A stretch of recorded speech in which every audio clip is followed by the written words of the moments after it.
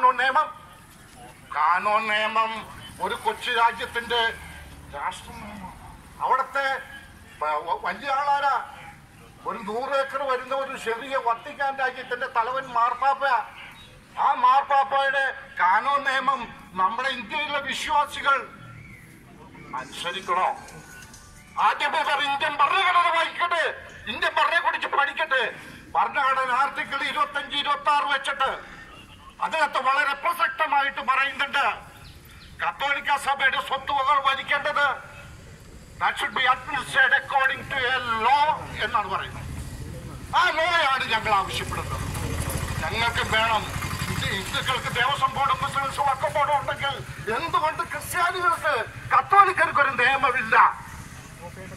ഇന്നേ വരെ കേരളത്തിലെ കത്തോലിക്ക സഭയിലെ മെത്രാന്മാരോ ഇന്ത്യയിലെ ഏതെങ്കിലും മെത്രാന്മാരോ ഇങ്ങനെ ഒരു ചർച്ചയെ കുറിച്ചിട്ട് എതിരായി ഒരക്ഷരം പോലും ഉരിയാടിയിട്ടില്ല എന്നുള്ളതാണ് സത്യം.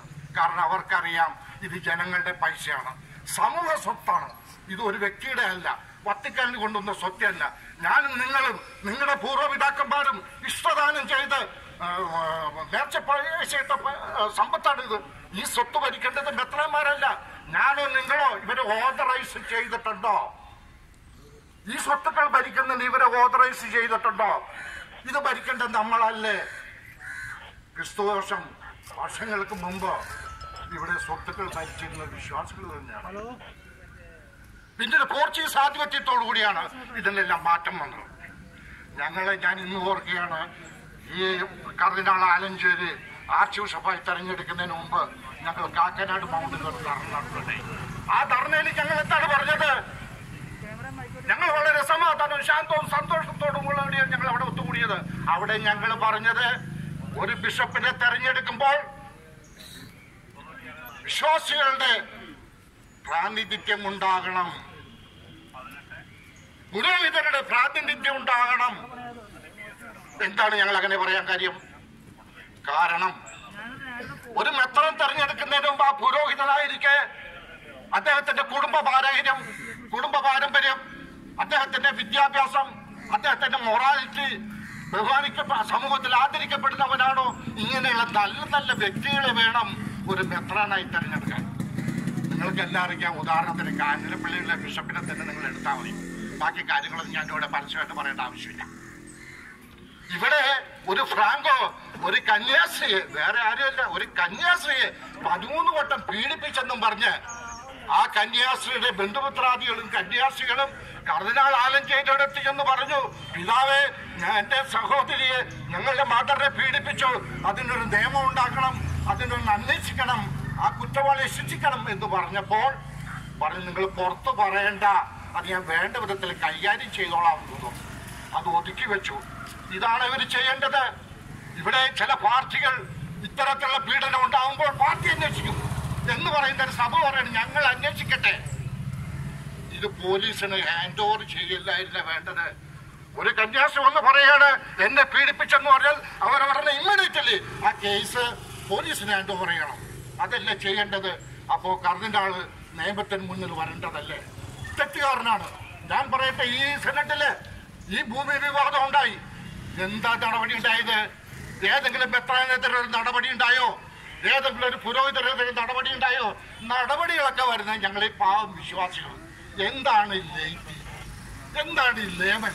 ലേമൻ എന്ന് പറഞ്ഞാൽ അതിന്റെ അർത്ഥം മണ്ടന്മാരെന്നാ, ബുദ്ധിയില്ലാത്തവരെന്നാ, വിദ്യാഭ്യാസം ഇല്ലാത്തവരെന്നാണ് മണ്ടം. ഈ ലൈറ്റി എന്ന് പറയുന്നത്, ലേമൻ എന്ന് പറയുന്നതിന്റെ അർത്ഥം അവരിപ്പോഴും ഈ വിശ്വാസികളായിട്ടുള്ള ആൾക്കാരൊക്കെ മണ്ടന്മാരായിട്ടാണ് കണക്കാക്കിയിരിക്കുന്നത്. ഒരിക്കല് തിരുവനന്തപുരം ആർച്ച് ബിഷപ്പ് ഇവിടെ കച്ചേരിപ്പടിയിൽ വെച്ചൊരു യോഗത്തിൽ പറഞ്ഞത്, ഞങ്ങളുടെ സഭാ സ്വത്തുക്കളൊക്കെ ഭരിക്കാനായിട്ട് വിശ്വാസികളെ ഏൽപ്പിക്കും, അതിനുള്ള പ്രാപ്തി ഇവർക്കായിട്ടില്ലെന്നാ പറയുന്നത്. ആ സമയത്ത് കൊച്ചിൻ യൂണിവേഴ്സിറ്റിയുടെ വൈസ് ചാൻസലറായിരുന്ന ഡോക്ടർ എം വി പൈത് മുതലായിട്ട് ചാൻസലർ, ഹൈക്കോടതി ജഡ്ജിമാര്, സയന്റിസ്റ്റുമാര്, എഞ്ചിനീയേഴ്സ്, ഡോക്ടേഴ്സ് ഇവരൊക്കെ ഇരിക്കുമ്പോൾ പറയാണ് ഇവർക്ക് ഇതവരുടെ ബുദ്ധിയാണ്, ഇത് കൈകാര്യം ചെയ്യാനുള്ള പ്രാപ്തി എനിക്ക് വന്നിട്ടില്ല, പ്രാപ്തി വരുമ്പോൾ ഞങ്ങൾ അവർക്ക് വിട്ടുകൊടുക്കുമെന്നാണ് പറയുന്നത്. പ്രിയപ്പെട്ട സുഹൃത്തുക്കളെ, ഞാനൊന്ന് പറയുകയാണ്, ഇവിടെ കൊച്ചി ബിഷപ്പ് ജോൺ തട്ടക്കല് അദ്ദേഹത്തെ സ്ഥാനപ്രശ്നമാക്കാനായി ഞങ്ങൾ ഈ മറൈൻ ഡ്രൈവിൽ ജാഥ നടത്തിയത്, ആ ജാഥ നയിച്ചറിയാണ്. അന്ന് ആ തട്ടുങ്കല്ല് അവിടെ നിന്ന് കൊച്ചി രൂപതയിൽ നിന്ന് മാറ്റിയപ്പോൾ കൊച്ചി രൂപത്തിൽ ഒരു ചില്ലിക്കാശ് പോലും ഇല്ലാതെ എല്ലാം അടിച്ചു മാറ്റിയില്ലേ തട്ടുങ്കലെ. കൊച്ചി രൂപതയിലെ ശമ്പളക്കാരിക്ക് ശമ്പളം കൊടുക്കാൻ ആ മാസത്തെ പൈസ ഇല്ലാതെ വന്നപ്പോൾ വരാപ്പുഴ രൂപതയിൽ നിന്ന് കടമെടുത്തിട്ടാണ് അവിടെ ശമ്പളം പണിക്കാർക്ക് കൊടുത്തത് എന്ന് പറയുന്നവരെ ഈ സഭ സ്വത്തുക്കൾ മുഴുവൻ ഈ മെത്രാന്മാർ കയ്യിലൊതുക്കി പിടിച്ചിരിക്കുകയാണ്. ആ കോൺസ്റ്റന്റൈൻ ചക്രവർത്തിയുടെ അധികാരം അതല്ലേ ഈ ആൾക്കാരെ പേടിപ്പിക്കാൻ വേണ്ടി തലയിൽ തൊപ്പി ഈ അരയിൽ കെട്ടും ഈ അംശവടിയൊക്കെ പിടിച്ചിട്ട് വിശ്വാസികളെ പേടിപ്പിക്കുന്നത്. ആ കാലഘട്ടമൊക്കെ പോയില്ലേ? ഏത് യുഗത്തിലാണ് ഇവർ ജീവിക്കുന്നത്? ഇതൊരു ജനാധിപത്യ രാജ്യമാണ്. സഭയിൽ ജനാധിപത്യം വരണം. എന്റെയും നിങ്ങളുടെയും മക്കൾക്ക് നമ്മുടെ വിദ്യാഭ്യാസ സ്ഥാപനങ്ങളിൽ പഠിക്കാൻ ഇത് കോഴ കൊടുക്കണം. +2 അഡ്മിഷൻ എത്ര ലക്ഷം കൊടുക്കണം? നിയമനത്തിന് ഇപ്പോ MBBSനൊക്കെ 45-50 ലക്ഷം രൂപയുടെ പോണം. അത് വിറ്റ് കാശാക്കിയത്. MDക്ക് 1.25 കോടി രൂപയാണ്. റേഡിയോളജിക്ക് എടുക്കണം 1.5 കോടി കൊടുക്കണം.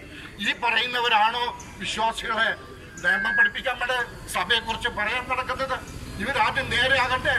ഈ കാലഘട്ടമൊക്കെ മാറിപ്പോയി. അത് പണ്ട് കാലത്ത് എന്റെയും നിങ്ങളുടെ പൂർവ്വപിതാക്കന്മാർ ഇവിടെ ഭയപ്പെടുത്തി ഇങ്ങനെ പിടിച്ചു ചുരുട്ടി വെച്ചിരിക്കുകയാണ്. ആ കാലഘട്ടം ഇത് ചോദിക്കും, തെറ്റിനെതിരെ പ്രതികരിക്കണം. അതാണ് യേശു നമ്മളെ പഠിപ്പിച്ചിരിക്കുന്നത്. ഞങ്ങൾ സഭാവിരുദ്ധരല്ല, ഞങ്ങൾ സഭാവിരുദ്ധരല്ല. സഭാധികാരികളുടെ തെറ്റുകളെയാണ് ഞങ്ങൾ ചോദ്യം ചെയ്യുന്നത്. അതാണ് യഥാർത്ഥ ഒരു വിശ്വാസിയുടെ ദൗത്യം. അല്ല, ഞങ്ങൾ തെറ്റൊന്നുമല്ല. തെറ്റ് കാണിച്ചുകൊണ്ട് ഇങ്ങനെ നടക്കാനൊക്കെ. പണ്ടൊക്കെ ഞങ്ങൾ ഒരു കത്തോലിക്കൻ എന്ന് പറഞ്ഞാൽ we are proud of it. ഒരു കത്തോലിക്കൻ എന്ന് പറഞ്ഞാൽ ഞാനൊരു കത്തോലിക്കനാണെന്ന് പറയാം. ഇന്ന് നാളങ്കട കത്തോലിക്കനാണ്. ആ അവസ്ഥയിലേക്ക് ഇവർ കാര്യങ്ങൾ കൊണ്ടുപോയി. കന്യാസ്ത്രീകള്, ഞാൻ പറയട്ടെ, ഏത് ബൈബിളിലാണ് കന്യാസ്ത്രീകളെ കുറിച്ച് പറഞ്ഞത്? എവിടെയെങ്കിലും പറഞ്ഞിട്ടുണ്ടോ കന്യാസ്ത്രീകളെ കുറിച്ച്? എവിടെയാണ് കന്യാസ്ത്രീകളെ കുറിച്ച് പറഞ്ഞിട്ടുള്ളത്? ഇതെന്താണെന്ന് വെച്ചിട്ട് ദാസ്യവേലയാണ്. ദാസ്യവേലക്ക് ഉപയോഗിക്കണവരെ അവര്. ഈ കന്യാസ്ത്രീകൾ നിങ്ങൾ ഓർത്തോ?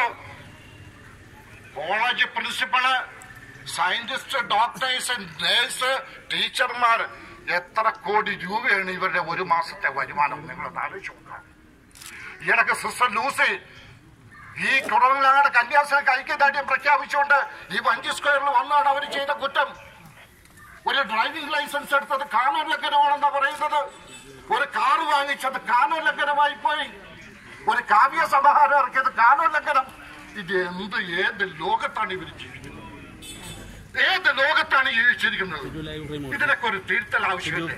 ഒരു മാറ്റം അനിവാര്യമല്ലേ? പ്രിയപ്പെട്ട സുഹൃത്തുക്കളെ, നമ്മൾ തന്നെ സംഘടിതമായി നീങ്ങണം. നമുക്ക് ശാന്തിയും സമാധാനത്തോടും ജീവിക്കണം. ഇന്നൊരു കത്തോലിക്കനായി ജീവിക്കണമെങ്കിൽ എത്ര ചെലവാ? ഒരു കുഞ്ഞ് ജനിച്ചു വീണാൽ അത് മരിക്കുന്നവരെ എല്ലാത്തിനും ചെലവ്. ഇന്ന് ഞാൻ സോഷ്യൽ മീഡിയയിൽ ഒരു വാർത്ത കണ്ടു. മാർപ്പാപ്പയുടെ ഒരു വാർത്തയാണത്. അത് കുർബാനയ്ക്ക് ആരും വിശ്വാസികൾ 5 പൈസ കൊടുക്കരുതെന്ന്. ഇന്ന് കുർബാന എന്ന് പറഞ്ഞാൽ വലിയ തൃശ്ശൂർ ലൂർദ് പള്ളിയിൽ പോയി കഴിഞ്ഞാൽ ഈ ചായക്കടയിൽ വലിയ പരസ്യ ബോർഡ് വെച്ചേക്കണമാരെയാണ്.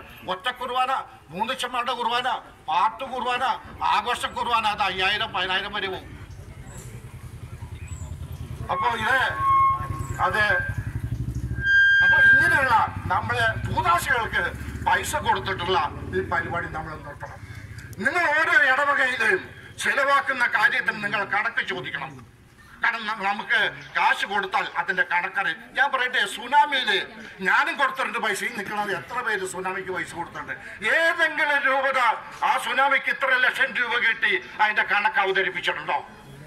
ഒരു സോഷ്യൽ ഓഡിറ്റിംഗ് നടത്തേണ്ടതല്ലേ?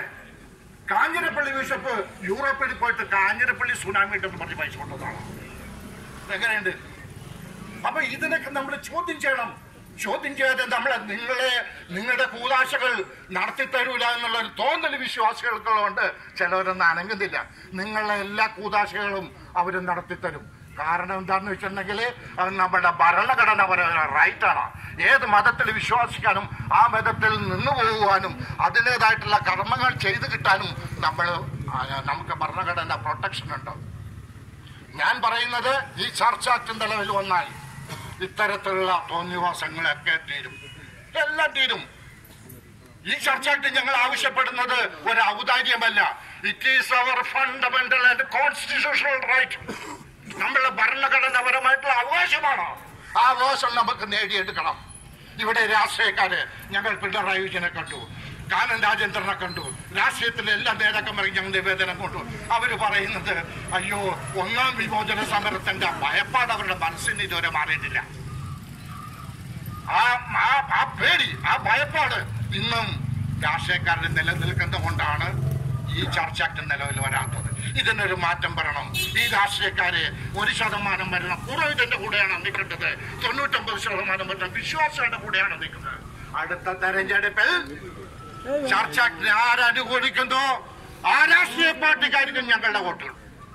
അതിനുവേണ്ടി ഞങ്ങൾ സംഘടിതമായി മുന്നോട്ടിറങ്ങും. ഇവിടെ ഈ ഇന്നത്തെ വെച്ചിട്ട് എല്ലാ പള്ളിയിലും ഇടയിലേഖനം വായിക്കേണ്ടായി. ആ ഇടലേഖനം കാനൂനിന്റെ ലംഘനമായി പോയി എന്നൊക്കെയാണ് പറയുന്നത്. ആ ഇടലേഖനം ഞങ്ങൾ പരസ്യമായിട്ട് ഇവിടെ കത്തിക്കുക. മേലാൽ ഇത്തരത്തിലുള്ള ഭീഷണി ഞങ്ങളുടെ അടുത്ത് പോകൂല. മേലാൽ ഇത് ആവർത്തിക്കരുത്. ഒരിക്കൽ കൂടി താക്കീത് കൊടുത്തുകൊണ്ട് എന്റെ വാക്കുകൾ ഞാൻ ഉപസരിക്കുകയാണ്. എല്ലാവർക്കും നന്ദി, നമസ്കാരം. അടുത്തതായിട്ട് നമ്മൾ ഇടയലേഖനം കത്തിക്കൽ എന്നുള്ള പരിപാടിയാണ് നടത്തുന്നത്. ഇനിയും അധികം ആൾക്കാർ സംസാരിക്കാനുണ്ട്.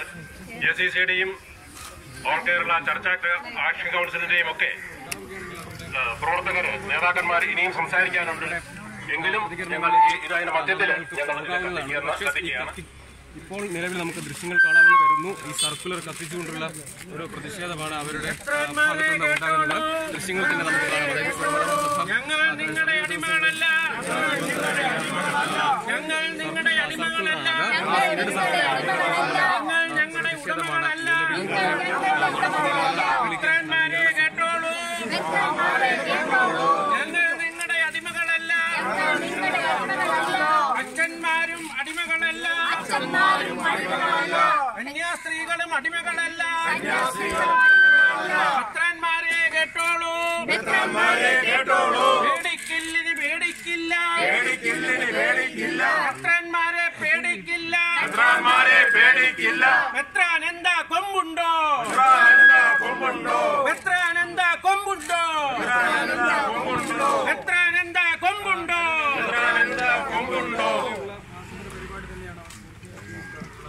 അടുത്തതായിട്ട്